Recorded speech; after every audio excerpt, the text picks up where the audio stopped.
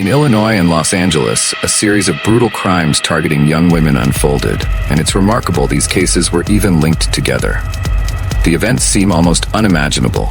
The attempted murder of one woman, the vicious killings of 3 others, all at the hands of a man who many have called a monster.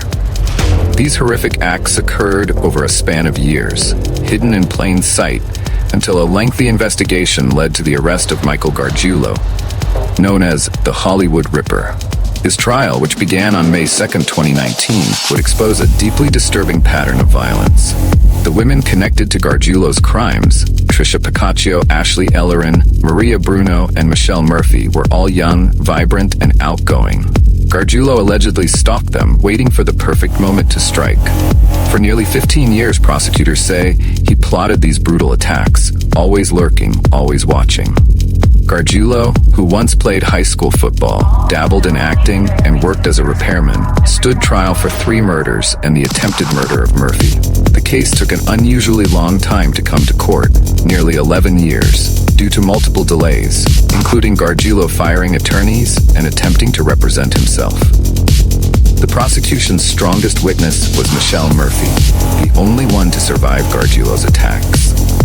In 2008, Murphy was stabbed in her bed in her Santa Monica apartment, which happened to be located just across the alley from Gargiulo's residence.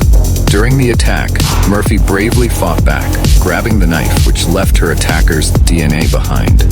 As she kicked him off the bed, he fled, apologizing as he ran. Murphy's blood-stained bedroom became a crucial piece of evidence. Gargiulo's blood was found on her sheets, the bedspread, and even in a trail leading across the alley. Following Murphy's testimony, the prosecution shifted focus to the other victims. 3 years before Murphy's attack, Maria Bruno was murdered in her El Monte apartment. A mother of 4, Bruno was stabbed 17 times. Gargiulo, who lived nearby, allegedly entered her apartment through a window and mutilated her as she slept. In this case, a crucial piece of evidence was left behind.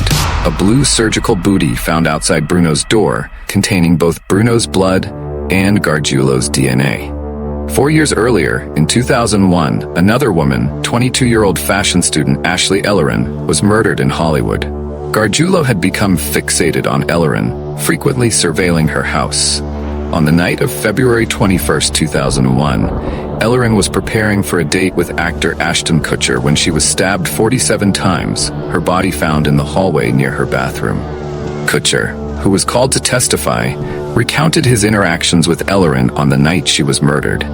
He was supposed to pick her up but arrived late.